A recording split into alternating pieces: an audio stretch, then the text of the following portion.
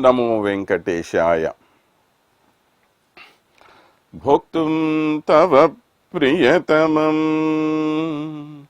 भवतीव गोदे भक्तिं निजां प्रणय भावनया गृणन्तः उच्छावचैः विरह संगमजैः उदन्तैः शृंगारयन्ति हृदयं गुरवस्त्वदीयाः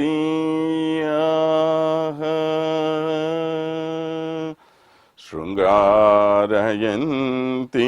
हृदयं गुरवस्त्वदीयाः।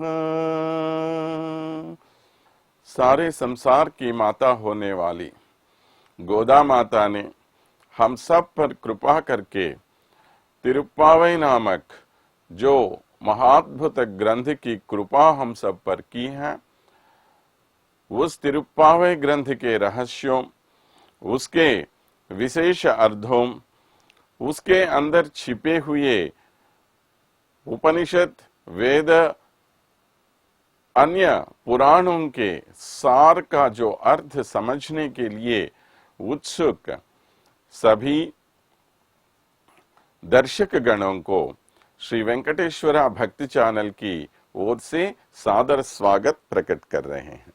हमने पहले ही कहा, तिरुप्पावई का जो महाग्रंथ है, उस महाग्रंथ में सिर्फ नाम के लिए ही 30 पासुर हैं, लेकिन इन 30 पासुरों का जो अर्थ उसमें निबिड़ीकृत है, उस अर्थ को जानना शुरू करेंगे तो सब प्रकार के वेद, उपनिषद या अन्य पुराणों का ज्ञान उसमें से निकल आता है हमें। इसीलिए कहा गया है वेदमनैतुक्कुम वित्तागुम, माने वेदों के लिए भी बीज माना जाने वाला तिरुप्पावई है। ये श्रीव्रत है। इसी श्रीव्रत को गोदा माता ने सारे वेदों के सार के रूप में अत्यंत साधारण सी भाषा में, आम जनता की पहुंच में ये भाषा आ जाए और ये भाव उनको उतने ही गहरे भावों की तरह मिल जाए कि सब लोग उस आनंद विभोर में तल्लीन होकर, अपने आप को भूलकर भगवान के शरण में, भगवान के चरणों में अपना जीवन समर्पित करके बहुत ही अत्यंत ही आनंद का अनुभव करें। इसी आशा से गोदा माता ने हमें तिरुप्पावई नामक इस महाग्रंथ की कृपा की है। तिरुप्पावई में जो पहले 5 पासुर हैं, वे आभिमुख्य दशा कहलाए जाते हैं। आभिमुख्य दशा माने भगवान को जानने के प्रयास में पहले हमें अपने आप को तैयार करके उनके पास जाना है। अपने आप को तैयार करके माने इसका अर्थ ये नहीं है कि आप अच्छी तरह सज धज के जाओ, वहां पर आडंबरों के साथ जाओ उनके पास, ऐसा तो कुछ भी नहीं है। अपने मन को स्वच्छ रखने के लिए आपको क्या क्या करना पड़ता है, वो सब आपको पहले ही माता ने बताया। माने अपने मन को भगवान की तरफ अभिमुख करना, माने इस तरफ मोड़ लेना, क्योंकि हम इस संसार के अन्य विषयों में पड़े रहते हैं हमेशा, और भगवान के बारे में जानने के लिए उतनी उत्सुकता हम में नहीं रहती। नाम के लिए तो किसी मंदिर में जाते हैं, कोई ना कोई पूजा करते हैं, वापस आ जाते हैं, कुछ प्रसाद लेते हैं, बस इतना तो हरेक करते ही रहते हैं। लेकिन भगवान के बारे में जानना अलग बात है। ये काम करने वाले कोई कहीं कहीं मुनि रहते हैं, कोई योगी रहते हैं, ऐसे कोई महात्मा ही रहते हैं। बाकी सबको सिर्फ पूजा पाठ करने से भगवान के बारे में हमने जान लिया, ऐसी तो भावना उनके मन में होती है, लेकिन वास्तव में वे भगवान के बारे में नहीं जानते। तो भगवान के बारे में जानना आखिर वेदों के लिए भी साध्य विषय नहीं है, उनके बस की बात नहीं है ये। तो ऐसे गहरे विषयों को गोदा माता ने क्या किया, अपने ग्रंथ के द्वारा, माने इस तिरुप्पावई नामक महाग्रंथ के द्वारा हम सबके पास पहुंचा दिया। तो उसमें पहले जो 5 गीत हैं, 5 कविताएं हैं, उन 5 कविताओं में हम आराम से भगवान की तरफ अपने मन को मोड़ लेने का पहला रास्ता बताया गया है।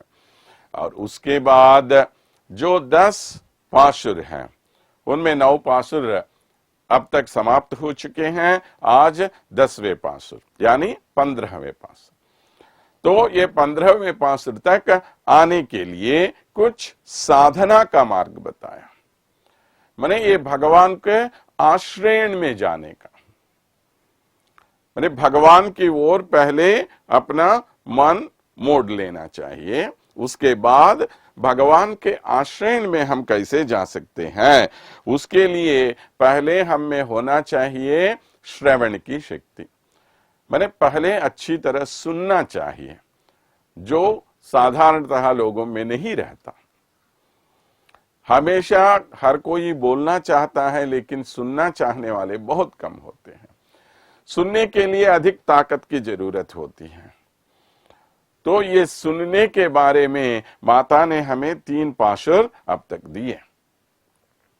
क्या पक्षियों की वे ध्वनियां आपने नहीं सुनी, और मंदिरों में से जो शंख की ध्वनि आ रही है वो ध्वनि आपने नहीं सुनी, और जो साधु संत मंदिर जाते हुए हरे हरे हरे हरे जो नाम संकीर्तन कर रहे हैं, क्या वो सब आपने नहीं सुना।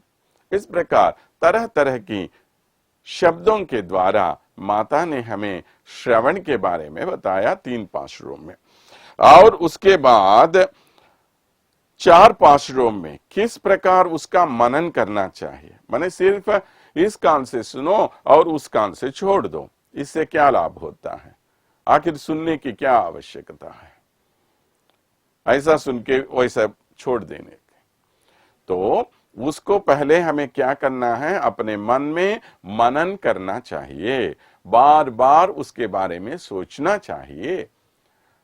हमने कोई मंत्र बोल दिया, चाहे ओम नमो नारायणाय क्यों न हो, ओम नमो वेंकटेशाय क्यों न हो, गोविंदा गोविंदा क्यों न हो, जो भी आपने बताया, जो भी आपने नाम संकीर्तन किया, या जो भी बालाजी आपने कहा, तो हम क्यों कह रहे हैं, क्या है इस मंत्र में ऐसी शक्ति, तो उसके बारे में हमें मनन करना चाहिए।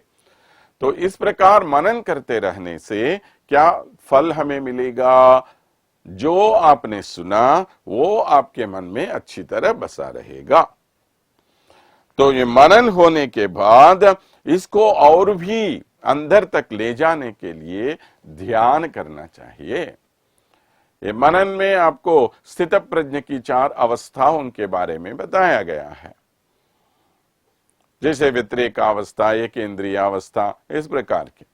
तो ये स्थित प्रज्ञ की इन दशाओं को पार कर आगे जब जाएंगे तब क्या होता है, ध्यान की स्थिति आ जाती है, यानी भगवान के बारे में जानना बहुत ही सुलभ हो जाता है, हमें आसान हो जाता है। तो ये इस मार्ग में हमें आगे ले जा रही हैं माता। तो वो 2 पाशुर हमें माता ने हम पर कृपा की है।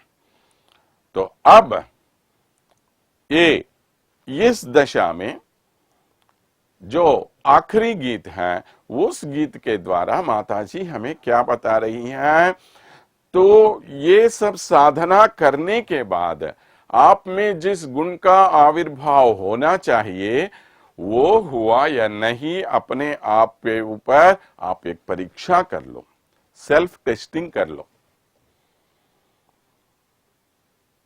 तो ये साधना करने का क्या अर्थ है, किसके लिए कर रहे हैं हम साधना? तो एक महान उद्देश्य से हम ये साधना कर रहे हैं। जब हम ये साधना कर रहे हैं तो इसका तो कोई फल आपको मिलना चाहिए, तो अपने आप के ऊपर एक बार परीक्षा कर लेनी चाहिए। तो साधना करने के बाद आप में ऐसे महान गुण का आविर्भाव होना चाहिए जिसे हम कहते हैं क्षमा गुण, यानी सहन करने की शक्ति। ये सहन करने की शक्ति जब आप में पैदा हो जाती है, जब आप में क्षमा गुण बढ़ जाता है, तब आप भगवान को पाने के लिए पूरी तरह तैयार हो गए हैं। इसका अर्थ ये। तो भगवान को पाने का ये जो रास्ता है, इस रास्ते में ऊंचाई तक अगर हम पहुंच गए या ना पहुंच गए, यह परीक्षा करने के लिए इस क्षमा गुण के बारे में हमें अवश्य जान लेना चाहिए। तो कैसा है क्षमा गुण? उसके लिए हमारे पूर्वजों ने कहा, रुक्षाक्षराणि शृण्वन् वै तथा भागवते ऋतान् प्रणाम पूर्वकं क्षान्त्या यो वदेत वैष्णवो हि सः। माने जब लोग आकर कड़वी कड़वी बातें हमसे करेंगे, हम पर बहुत गुस्सा करेंगे, ऐसे लोगों के सामने जो दोनों हाथ जोड़कर ये कहे कि हाँ भैया, आपने जो भी कहा सब सही है, तो मुझे आगे जाने दीजिए, तो आपको ये गुस्सा नहीं होनी चाहिए। तो ऐसा काम आपको कभी करना ही नहीं चाहिए। इसलिए गोदा माता ऐसे क्षमा गुण के बारे में हमें बता रही हैं। रुक्षाक्षराणि शृण्वन्, रुक्षाक्षराणि माने बहुत ही कड़वी बातें, माने जिन बातों से हमें बहुत गुस्सा आ जाता है, जो जिन बातों को हम सह नहीं सकते, ऐसी बातें कौन बताएंगे? भागवते ऋतान्। अगर वो कोई भागवत हो तो कभी नहीं बोलेगा, भगवान का भक्त हो तो ऐसी बातें कभी नहीं बोलेगा। लेकिन सभी भगवान के भक्त नहीं होते ना, तो ये लोग क्या करते हैं? दूसरे लोग जो होते हैं, ये लोग आपसे ऐसी बातें करते रहते हैं। तो जब ऐसी बातें आपसे बोली जाती हैं, तब आपको क्या करना चाहिए? प्रणाम पूर्वकम क्षान्त्या यो वदेत। उनको नमस्कार करके बोल दो कि भैया बस हो। तो इस संबंध में एक महान संत, महापंडित, महाभक्त सुदर्शन भट्टर नामक महापुरुष रहते थे श्रीरंगम में। तो जब भी वे श्रीरंगनाथ के दर्शन के लिए जाते थे, अपनी नीचता के बारे में प्रकट करते थे। माने भगवान के सामने जाकर हमें करना ही वही है। भगवान के सामने जाके ये नहीं बोलना कि प्रभु मैं तो बहुत बड़ा पंडित हूं, मैं आपके सामने आ गया। अरे भगवान के सामने आपके पांडित्य का क्या वैल्यू है, क्या मूल्य है? उसका कुछ भी नहीं है। या आप महाधनी हो, प्रभु मेरे पास इतने करोड़ों रुपये हैं, तो ये सब करोड़ों आप ही ले लो और मुझे तो ये काम होने दो। मैं आपके लिए 1 करोड़ रुपया दे दूंगा, 2 करोड़ रुपया दे दूंगा, 10 करोड़। अरे तुम कौन होते हो भगवान को देने के लिए? उस भगवान की महिमा से, उस भगवान की दया से तुम्हें ये करोड़ों मिल गए। तो जिनसे तुम्हें ये पैसे मिल गए हैं, उनको देने वाला तुम कौन होता है? सोचना चाहिए ना हमें। तो भगवान के लिए हम ये कर रहे हैं, वो कर रहे हैं, ऐसा कोई समझ रहा है तो वो बहुत गलत बात है। तो भगवान के सामने जाकर क्या करना चाहिए हमें? भगवान मैं तो इतना बुद्धू हूं, भगवान मैं इतना मूर्ख हूं, भगवान मैं इतना नीच हूं, मुझे मर्यादा का पालन करना आता ही नहीं, तो मैंने दूसरों को इस प्रकार धोखा दी, इन पर लोगों पर मैंने ये क्रूरता दिखाई, तो इस प्रकार तुम में जो भी गुण है, जो भी दोष है, उन दोषों के बारे में तुम बोलना शुरू करो, तो तुम जितना नीच होते हो भगवान के लिए तुम उतना प्रिय हो जाते हो। क्यों? भगवान का नाम भी तब बढ़ेगा ना। इतने बड़े पापी का उद्धार भी भगवान ने किया तो भगवान सबसे बड़ा हो जाता है। अगर कोई किसी महात्मा का भगवान ने कोई उद्धार किया, उसमें कोई बड़ी बात है ही नहीं, वो है ही पहले ही महात्मा। तो इसके लिए जिन नीच लोगों का उद्धार भगवान कर सके, तब तो भगवान का नाम रोशन हो जाएगा। इसलिए पराशर भट्टर जी श्रीरंग स्वामी के सामने जाकर हर दिन बोला करते थे कि अमर्यादः क्षुद्रः चलमतिः असूया प्रसव भूः कृतघ्नः दुर्मानी स्मरपरवशः वंचनपरः दृशिंशः पापिष्ठः। इस प्रकार अपने आप बारे में बहुत ही नीच बातें बोलता। नीच माने अपने में जो सबसे नीच गुण हो सकते, ऐसा नहीं कि वो इतने नीच हैं। ऐसे नीच हो तो हम क्यों उनको महात्मा बोल रहे हैं? तो ये इतने महात्मा हैं ये, फिर भी भगवान के सामने जाके क्या बोल रहे थे? तो मैं इतना नीच आदमी हूं, मैं दृश्यंश हूं, मैंने बहुत कठोर आदमी हूं, वंचना पर हूं, मैंने दूसरों की धोखा देने वाला हूं, अमर्यादा, दूसरों के प्रति मर्यादा का भाव कैसे दिखाया जाए, असूया प्रसव भू, दूसरों का ऐश्वर्य देखकर मुझ में ईर्ष्या होती है। कुछ ना कुछ ये देखिए, इन्होंने जो भी कहा अपने बारे में, ये गुण हर एक आदमी में रहते हैं। हर एक व्यक्ति में ये सब गुण हम देख सकते हैं, लेकिन ऊपर से ऐसे नहीं दिखाई देते वे लोग। लेकिन अंदर से ये गुण, ये दोष जो भी हैं, कभी न कभी उनके मन में अवश्य हुए होंगे ही। कृतघ्नः, कितने लोग हमारी कितना उपकार करते रहते हैं, फिर भी हम उनके प्रति कोई कृतज्ञता प्रकट नहीं करते। आखिर हमें कितने लोग ऐसे हैं जो अपने माता पिता के बारे में भी या उनके सामने उनको कृतज्ञता प्रकट करने वाले हैं? बहुत कम। देखिए ना, तो स्मर पर अवश्य दूसरे विषयों में मन लगाने वाला हूं, भगवान के विषय में मन मुझे लगा ही नहीं। दृशंसः पापिष्ठः, ऐसा। तो ये जाके जब भी भगवान के सामने ऐसा बोला करते थे, तो हमेशा कोई ना कोई दुष्ट रहता ही है ना समाज में। आखिर सीता मैया के बारे में भी बोलने वाला कोई तो हुआ श्री रामचंद्र के राज्य में भी। तो वैसे भी इस कलयुग में ही रहने वाले थे पराशर भट्टर जी। तो उनके साथ रहने वाला कोई आदमी ने कहा, हाँ हाँ प्रभु सही है, इन्होंने जो कहा, ऐसा कहा। माने वो इनसे बहुत ईर्ष्या करता था, वो जो आदमी ने ऐसा कहा। माने ये भगवान के बारे में अपने में जो दोष नहीं है, उन दोषों को अपने ऊपर आरोप करके भगवान के सामने बोल रहे थे कि मैं इतना नीच आदमी हूं, मेरे क्षमा करे और मुझे अपना ले। तो ऐसा बोलते समय कोई किसी को क्या बोलना चाहे, अरे इतना बड़ा आदमी, इतना महान संत, ये महान संत ही ऐसा बोल रहा है, तो उनके सामने हम कैसे, हम क्या लोग हैं? तो ये सोचना चाहिए ना उनको। लेकिन उसने ऐसा नहीं सोचा, और आखिर इनसे क्या कहा, हाँ हाँ सही है जो भी कहा। तो भगवान के सामने अपने दोष प्रकट करना अलग है, दूसरे लोगों के सामने दोष प्रकट करना अलग बात होती है ना।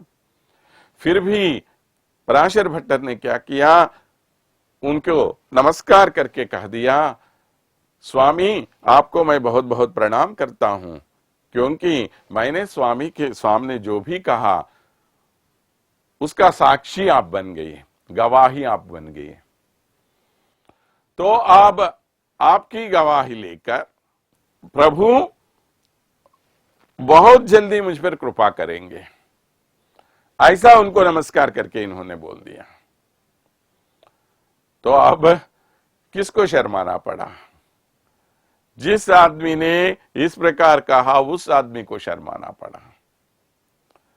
पराशर भट्टर जी को क्या हो गया? कुछ नहीं, तो आप जैसा भी बोला करो, मुझे तो क्या लगता है। तो इस संदर्भ में और एक कहानी भी हमें याद रखनी चाहिए। भगवान बुद्ध हर दिन भिक्षा के लिए जाते थे। तो भगवान बुद्ध के जो भी सिद्धांत हैं उन सिद्धांतों से सहमत नहीं होने वाला एक आदमी उनको बहुत सी गाली दे दी, फिर भी ये कुछ नहीं बोले।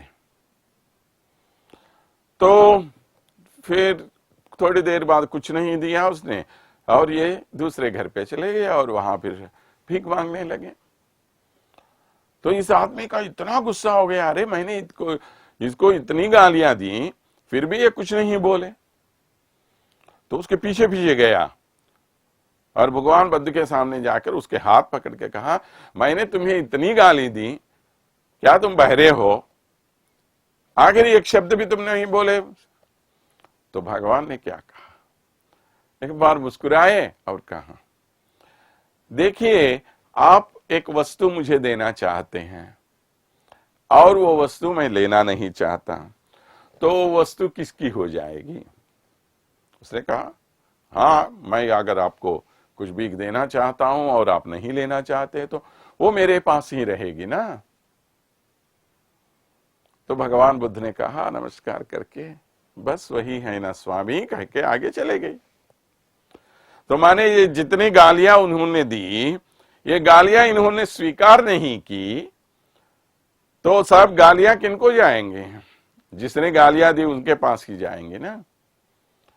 तो इसीलिए जब तुम में एक क्षमा का गुण विकसित हो जाता है, तब आराम से किसी प्रकार का टेंशन हमें नहीं लेना चाहिए। नहीं होगी, टेंशन ही नहीं होगी, हमें लेना क्या बात। तो इस प्रकार भगवान बुद्ध के हो या कोई भी महात्मा कोई भी हो, इन बातों से कभी उनका मन नहीं मुड़ता, इन बातों से कभी वे क्रोधित नहीं होते। इस प्रकार तो ऐसे क्षमा गुण का आविर्भाव होना बहुत ही उत्तम गुण कहलाया जाता है। श्री रामचंद्र जी वनवास करने के लिए गए। यह विषय पहले नहीं मालूम था हमारे भरत जी को, क्योंकि वे अपने नाना के पास गए हुए थे उस समय।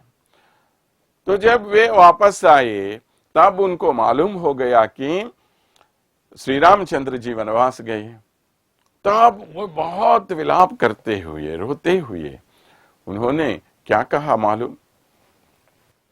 न मंथराया न च मातुरस्याः दोषो न राज्ञो न च राघवस्य मत्पापमेवात्र निमित्तमासीत् वन प्रवेशे रघुनंदनस्य।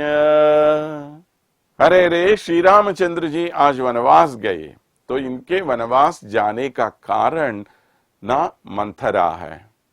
मंथरा की बातों से ही ना उसका मन भी इस प्रकार विकृत रूप में चला गया। न मातुरस्याः, न मेरी माता कैकेयी का कोई दोष है, और दोषो न राज्ञो, आखिर मेरे पिता का भी उसमें कोई दोष नहीं है। न च राघवस्य, कम से कम मेरे भाई बोलते कि अरे मैं क्यों जाऊं वन, तो वो भी नहीं बोले, वो भी चले गए। ऐसा इनमें इस विषय में माने इस वनवास में श्री रामचंद्र जी के जाने में किसी का भी दोष नहीं है।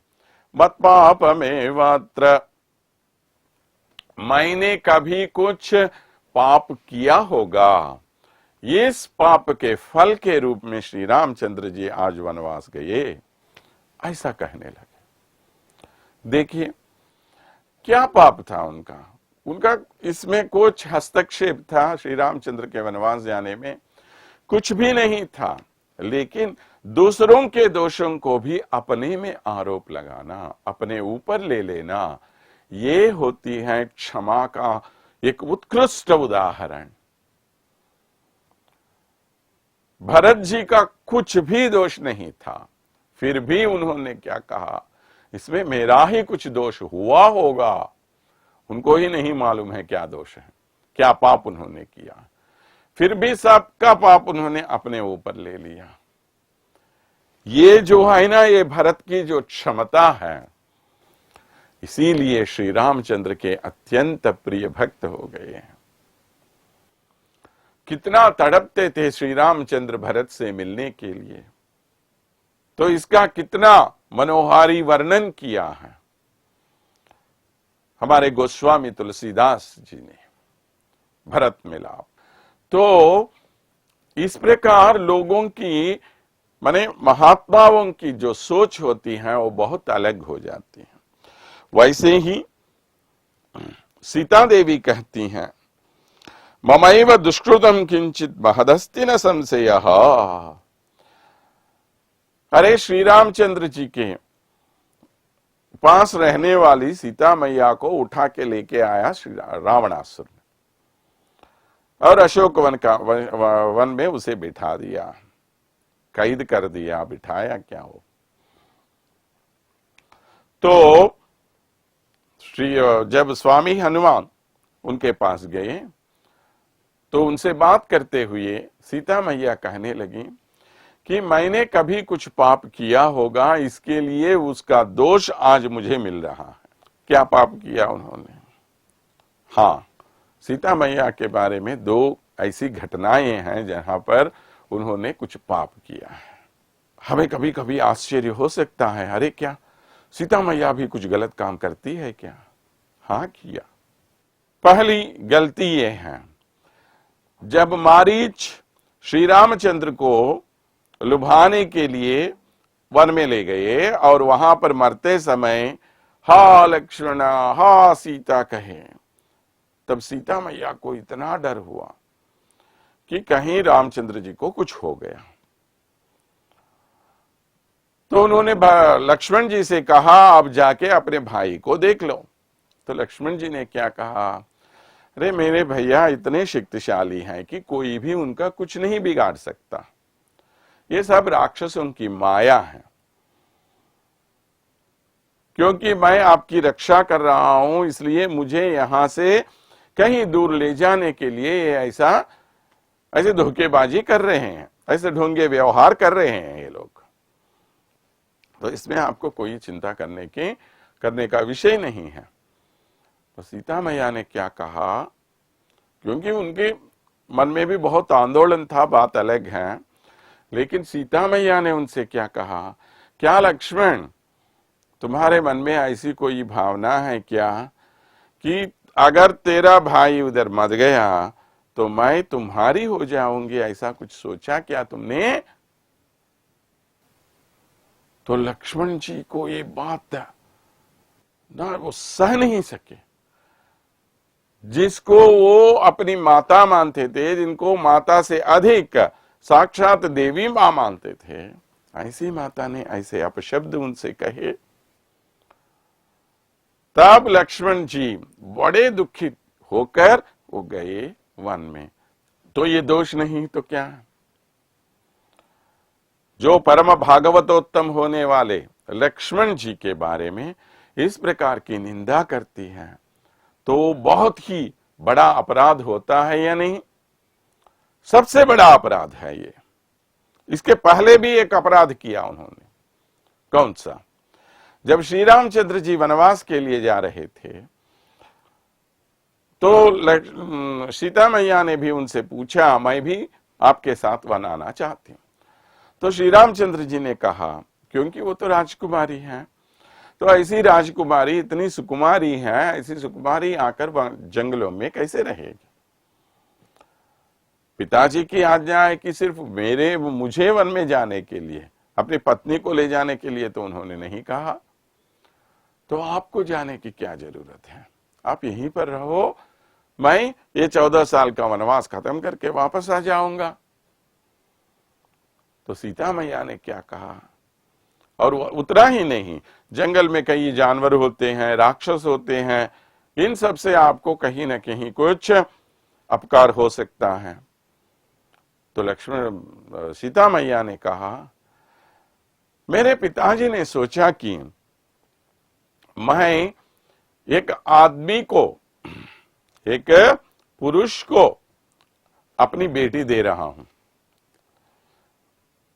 उसकी शादी उससे करवा रहा हूं, लेकिन वो गलत थे, ऐसा कहा। क्या अर्थ है उसका?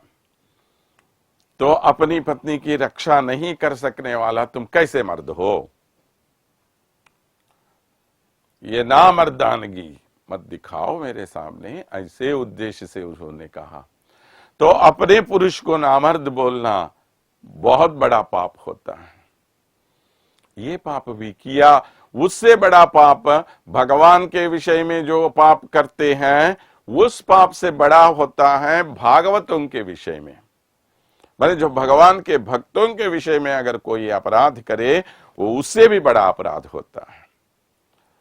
तो ऐसा बड़ा अपराध करने वाली सीता ने आज कहा कि मैंने कुछ गलती कहीं कुछ की होगी, इसीलिए मैं आज ये सब भोग रही हूं। तो जब उनके मन में इस प्रकार पश्चाताप हुआ, पूरा दोष दूर हो गया। माने हम में भी बहुत लोग ऐसे होते हैं जो कहीं न कहीं, कभी न कभी कुछ गलत काम तो अवश्य करते होंगे, किए होंगे पहले। तो जब हम ये रियलाइज करें, ये जान ले कि हमने जो काम किया है वो गलत है और कभी ऐसी गलती हमें नहीं करनी चाहिए, तो वो पश्चाताप होता है। इस पश्चाताप के लिए भगवान प्रतीक्षा करते रहते हैं। आज जिस युवती को ये सब जगाने जा रही हैं, वो युवती ऐसी ही है। तो उस युवती ने क्या कहा और उसके बारे में बाहर रहने वाली ये सब गोपियां ने क्या कहा, ये सब एक प्रकार का संवाद आज चलेगा। तो संवाद से संबंधित है एक पाशुर, अब हम पहले पढ़ेंगे और उसके बाद उसका अर्थ जान लेंगे। एले इलंगिलिये इन्नमुरंगिदियो சிலென்றைய அழையேன் மின்னங்கை மீற் போதருகின்றேன் வல்லை உன் கட்டுரைகள் பண்டே உன் வாயறிதும் வல்லீர்கள் நீங்களே நானேதானாயிடுக வல்லை நீ போதாய் உனக் என்ன வேருடையை எல்லாரும் போந்தாரோ போந்தார் போந்து எண்ணிக்கொள் வல்லானை கொண்டானை மாத்தாரை மாத்தளிக்க வந்தானை வல்லானை மாயனை பாட ஏலோ எம்பாவாய்। तो पहले कौन बोल रहे हैं? एले इलंगिये इनम उरंगिलियो। हे छोटी सी तोती, तुम क्यों ऐसा सो रही हो? तुम क्यों कुछ भी नहीं बोल रही हो? ऐसा इन्होंने जो अंदर सो रही है उस गोपिका से इन्होंने पूछा। क्या वो सचमुच इतनी छोटी सी है? नहीं है। तो क्यों कहते हैं ऐसा? जो महापुरुष होते हैं, जो महासंत होते हैं, जो बड़े ज्ञानी होते हैं वे बच्चों की तरह होते हैं। पांडित्यम निर्विद्य तिष्ठा बाल्येन तिष्ठासेत, ऐसा कहता है बालोपनिषद। तो इस प्रकार पूरी तरह पांडित्य जिनको मिलता है उनका स्वभाव कैसा रहता है? छोटे बच्चों का जैसा रहता है। तो अब जो औरत अंदर सो रही है उसका भी व्यवहार ऐसा ही है। लेकिन ये बचपन की जो दशा होती है उसमें एक छोटा सा दोष भी रहता है, वो अपने आप में मस्त रहते हैं, दूसरों से मिलना नहीं चाहते। लेकिन गोदा माता का उद्देश्य, परमोद्देश्य क्या है? गोदा माता ऐसे महात्माओं को जगाकर उन सब ने भगवान के संबंध में जो भी अनुभव पा लिए उन सब अनुभवों को हम सब से बांटने के लिए प्रेरित कर रही हैं। माने ऐसे अनुभव जब हम पालेंगे तब हमारा मन भगवान पर अवश्य लग जाएगा। तो इस उद्देश्य से ही माता सबको एक एक को कैसे कैसे उन्होंने उठाया। सब अंतर्मुखी होकर बैठे हुए हैं, इनमें एक एक को उठाकर हमारी तरफ उन्होंने दिशा दिखाई और उन सबको हमारी तरफ ले आई। तो इस प्रकार एकांत अनुभव को आप छोड़कर हमारे पास आ जाओ। तो जब इन लोगों ने इस प्रकार हे छोटी सी तोती ऐसा जो कहा, तो अंदर सो रही लड़की ने कहा, मैंने सो रही माने सचमुच नहीं सो रही है, पहले ही हमने बताया, सोने का ये नाटक करते हुए उनसे दूर रहना चाहती है। क्यों दूर रहना चाहती है? क्योंकि उनको श्री कृष्ण के संश्लेषण का पूरा पूरा अनुभव मिल गया है। तो उस आनंद में मग्न युवती को बाहर आकर इनसे मिलने में कोई इच्छा नहीं है। लेकिन इस प्रकार का एकांतिक अनुभव गोदा माता नहीं चाहती, सारे संसार का उद्धार कराना चाहती हैं माता। इसके लिए ऐसे लोगों को भी इस अंतर्मुखी स्वभाव को छोड़कर बाहर आने के लिए प्रेरित करती रहती है। तो अंदर सो रही उस औरत ने क्या कहा? सिलेंद्र अழையேன் மீன் நங்கை மீன் போதருகின்றேன்। आप ऐसी बातें मत बोलो जिनसे मुझे इतना दुख होता है। आप सब तो बहुत ही भाग्यशाली हैं और आप सब तो इतने ज्ञानी हैं। ज्ञानी हैं इसी के लिए तो भगवान के पास जा रहे हैं। अज्ञानी हो तो क्यों जाएंगे भगवान के पास? तो ज्ञानी होकर आप सब आए हैं, तो आप ऐसी बातें मत बोलो। देन वल्लै उन कटुरैगल पंडे उन वायरिदुम। तो बाहर रहने वाली गोपियां बोलने लगी, हाँ हमें मालूम है कि आप कितने बड़े ज्ञानी हो, तो आपको बातें करना बहुत अच्छी तरह आता है। मैंने वो वाक चित्रता कहते हैं ना, बातें करने में जो चित्रता होनी चाहिए वो सब आपके पास है।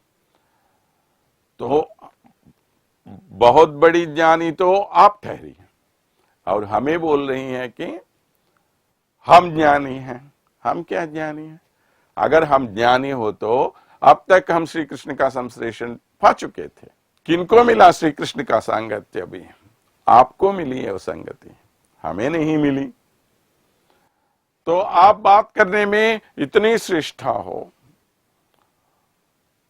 तो हम सबको हराओगी आप। वल्लै उन कटुरैगल पंडे उन वायरिदुम। हम सबको पहले से ही मालूम है कि आप कितनी अच्छी तरह बातें बोल सकती हो। वलीर्गर्णिंगले। तो अंदर सो रही वो औरत कहने लगी, ना ना ना, मैं कहाँ ज्ञानी हूं, आप सब तो बातें करने में इतने कुशल हो, तो इसलिए आप ऐसी बातें बोल रहे हैं। मैं सो रही हूं, सोती हुई मुझे तो आप बड़े ज्ञानी हो, ये हो वो हो, आप ही बोल रही हैं, मेरे पास ऐसा कोई ज्ञान है ही नहीं। तो ऐसा कहा उसने, तुरंत उनके मन में लगा कि अरे ये क्या है, मैं तो ये सब मेरे पास आए मुझे अपने साथ ले जाने के लिए। माने ये गोष्ठी में सब लोग जब मिलते हैं तब एक को भी छोड़ना नहीं चाहते, तो इस उद्देश्य से मेरे पास आए हैं ये लोग। तो ऐसे लोगों के बारे में इस प्रकार कठोर बातें कहना कहां तक न्याय है, कहां तक संगत है, ये मुझे ऐसा काम नहीं करना चाहिए ना। ऐसा उसने सोच लिया और तुरंत उसने क्या कह दिया, नाने दान आयुडग, हाँ हाँ मैं ही हूं, मैं ही हूं, मैं ही ज्ञानी हूं, बोल दिया ऐसा। यानी अपनी गलती को जब हम पहचान लेते हैं और पश्चाताप प्रकट करते हैं तो गलती दूर हो जाती है, और जब गलती दूर हो जाती है हम में एक महान गुण आ जाता है, वो है आचार्यत्व। आचार्यत्व माने दूसरों को कुछ करके दिखाने की क्षमता हमें आ जाती है, कुछ बोल के उनको कुछ अच्छी बातें बोल के सही रास्ते पर ले जाने की क्षमता हमें हो जाती है। तो ये क्षमता जब हमें हो जाती है तब हमें आचार्यत्व आ जाता। वो आचार्यत्व अब इस गोपिका को मिल गई है। माने आचार्य के 6 प्रकार के लक्षण बताए गए हैं हमारे शास्त्रों में। क्या?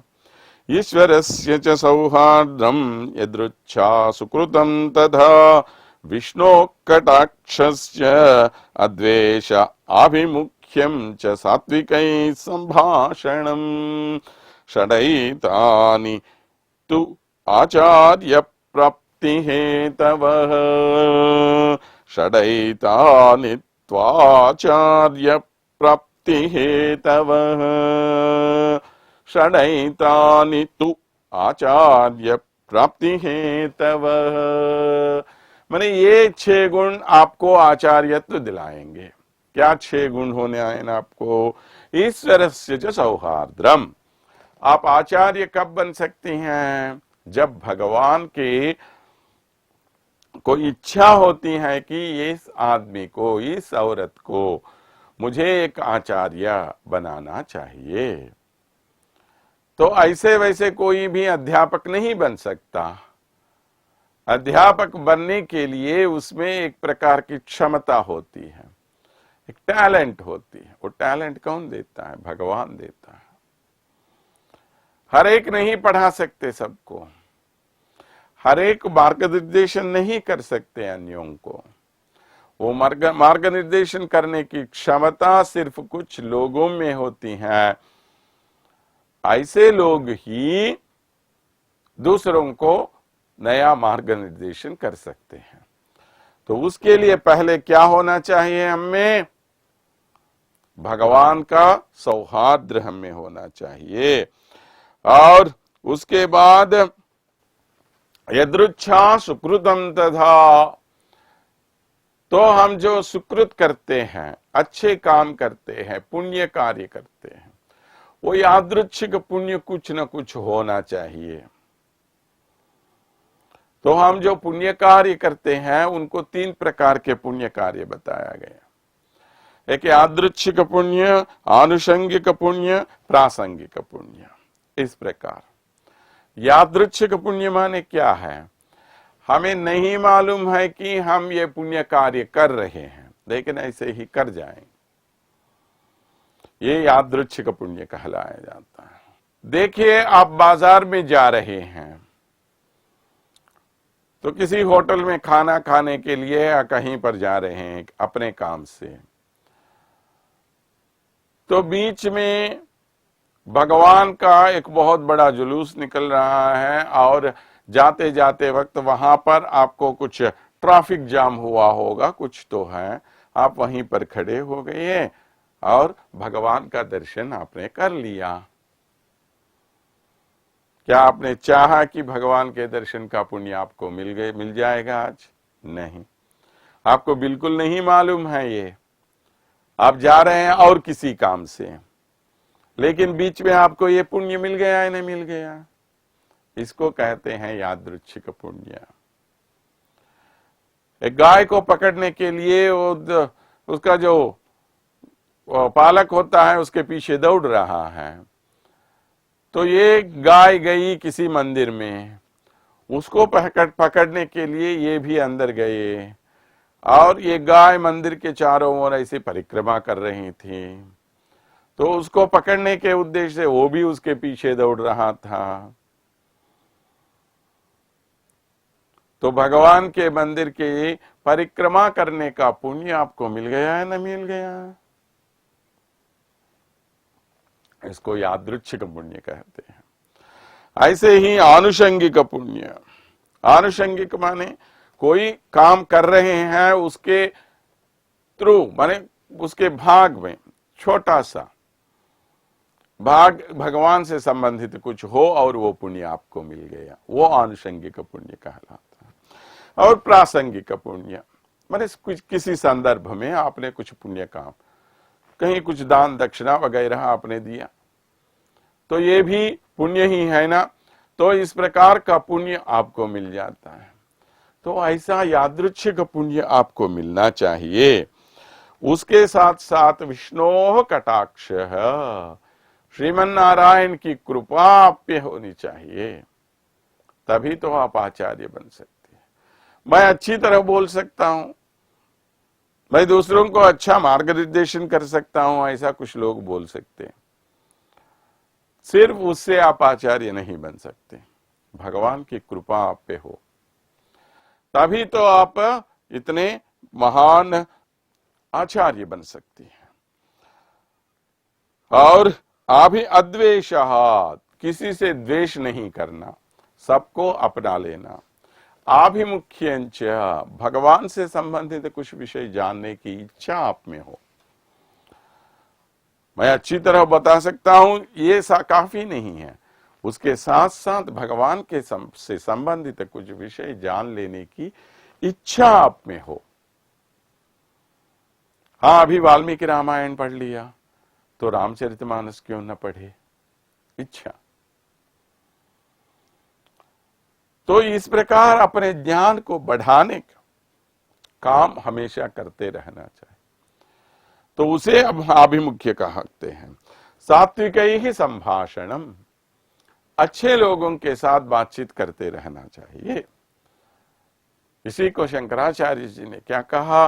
सत्संगत्वे निस्संगत्वम, निस्संगत्वे निर्मोहत्वम, निर्मोहत्वे निश्चलतत्वम, निश्चलतत्वे जीवन मुक्ति, भज गोविंदम भज गोविंदम, गोविंदम भज मूढ़मते। आदि शंकराचार्य जी ने क्या कहा? अच्छे लोगों की संगति में रहने से निस्संगत्व हो जाता है और किसी के साथ रहने की इच्छा नहीं रहती। निस्संगत्वे निर्मोहत्वम, जब निस्संग आपको बढ़ जाएगा, मोह आपका घट जाएगा। निर्मोहत्वे निश्चलतत्वम, जब आपको किसी पर इच्छा ही नहीं है तो आपको टेंशन क्यों होगा? कुछ भी नहीं। निर्मोहत्वे जीवन मुक्ति है। तो जब इस प्रकार का निर्मोह आप में बढ़ जाए, किसी से संबंध आपका नहीं रखेगा, तो आपको मोक्ष मिल जाएगा। देखिए कितना आसान, लेकिन हमारे लिए बहुत ही कठिन बातें हैं ये, क्योंकि हम कभी ऐसे काम नहीं करते, इसलिए तो छोड़िए उसको। तो इस प्रकार जब उसने कहा मैं ही वो क्रूर हूं या मैं ही वह कड़वी बातें बोलने वाली हूं, तो आप सब तो ठीक सही हैं, ऐसा उसने अपनी गलती मान ली। ஒல்லை உன்னி போதாய் வினக்கென்ன वेरुडैये। हाँ हाँ, अब ये बातें छोड़ दो, कौन सही है कौन गलत है ये सब क्या सोचने का। तो पहले आप उठकर बाहर तो आ जाओ। हम सब मिलके जा रहे हैं, आप अलग क्यों से आए। सबके साथ मिलके रहने से क्या होता है, आपको कहीं डर नहीं लगता।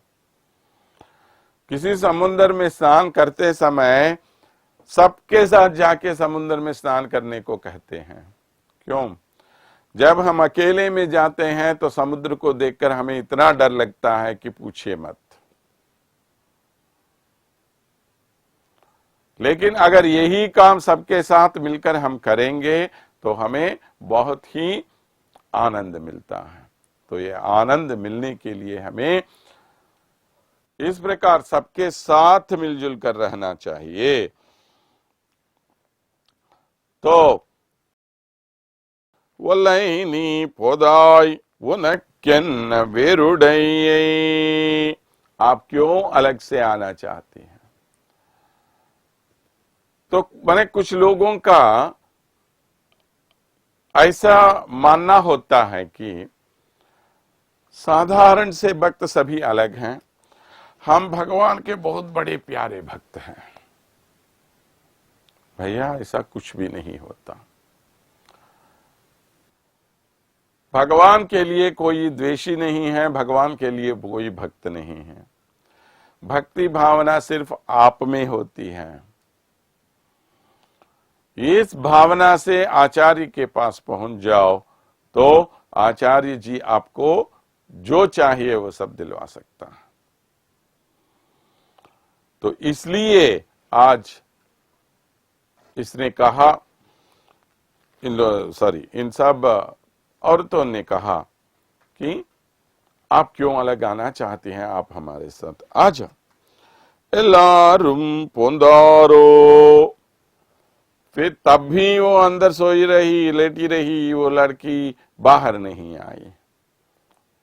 उसने पूछा क्या सभी चले गए। तो इसने क्या कहा, पोंदार पोंद एनिकोल, हाँ हाँ सभी चले गए वहां पर, कोई भी यहां नहीं है, ऐसा कहा। अगर आप जानना चाहती हो तो बाहर आकर अपनी उंगली से एक एक को ऐसा ऐसा छू कर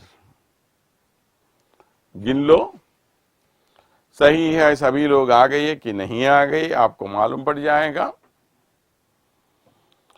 ऐसा उन्होंने उनसे कहा। तो ऐसा करने से क्या लाभ आपको मिलता है, भागवत दर्शन कहते हैं इसको। भागवत दर्शन होने से सब प्रकार के सुख आपको मिल जाते हैं। नह्यम मयानि तीर्थानि न देवा मृच्छिला मया ते पुनंचुरु काले न दर्शनादेव साधवः।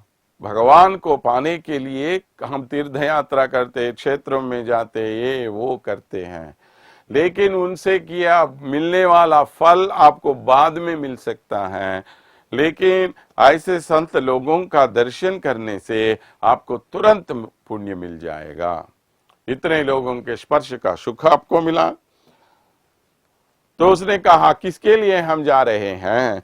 वल्ला ने कुन्ना ने माता रे मतलिक वला ने माया ने पड़, शत्रुओं का संहार करने वाले श्री कृष्ण का गुणगान करने के लिए हम सब जा रहे हैं, तो आप भी हमारे साथ आ जाओ।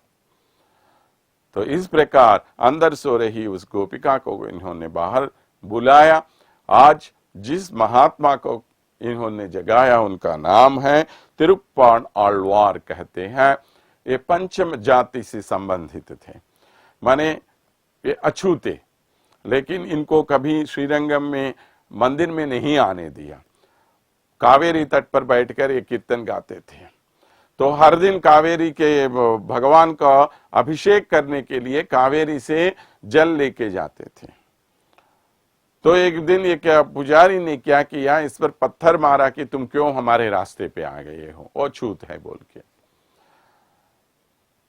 तो ये कुछ नहीं बोले, बस ऐसे खड़े रहे। इस तरफ आए, ये अंदर गए तो देखा कि वहां श्रीरंगनाथ स्वामी के माथे से खून निकल रहा था। ये क्या हो गया, इतना बड़ा अपराध हो गया बोल के भगवान के चरणों पर गिर पड़े, प्रभु हमसे क्या अपराध हुआ। तो भगवान ने कहा, आपको ही मालूम है आपने क्या किया, अभी आपने ही पत्थर मारा। मारे उस पर जो पत्थर मारा है तिरुप्पाणालवार पर, वो इनको लग गया। इतना बड़ा भक्त है। तो तब उन्होंने सब पुजारियों के साथ, ये श्रीलोक सारंग महामुनि नामक एक महा आदमी, बड़े भक्त थे लेकिन उनसे कुछ गलती हो गई, तो श्रीरंगनाथ स्वामी ने उनको आज्ञा दी कि आप जाकर उनको अपने भुजाओं पर बिठाकर अंदर ले आओ। तो सब ऐसे पूरे तालमेल के साथ जाकर उनको भुजाओं पर बिठाए और श्रीरंगम में अंदर लेके आए। तब भगवान की स्तुति में उन्होंने अमलनाथ पिरंदी नामक एक महाअद्भुत ग्रंथ की कृपा की है। ऐसे महान क्षमा शक्ति होने वाले तिरुप्पाण आಳ್वार का आज हमने स्मरण किया जानकर। इस प्रकार 10 महापुरुषों को 10 दिन हमने जगाया, ऐसा हमें सोचना है। ये कोई, इसके लिए कोई आधार तो नहीं है, एक एक संबंध हम कह रहे हैं। तो इस प्रकार जानकर अगले पाशुर में आगे हम बढ़ेंगे। तब तक के लिए हम स्वस्ति बोल देते। स्वस्ति।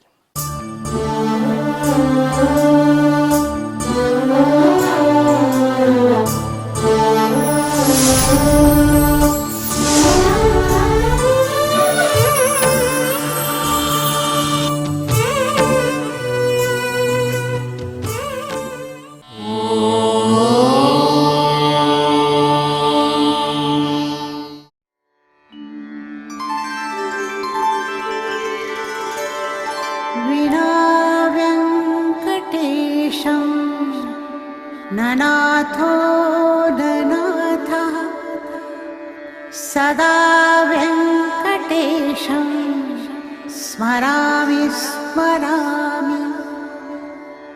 हरे वेङ्कटेश प्रसीद प्रसीद। प्रियं वेङ्कटेश प्रयच्छ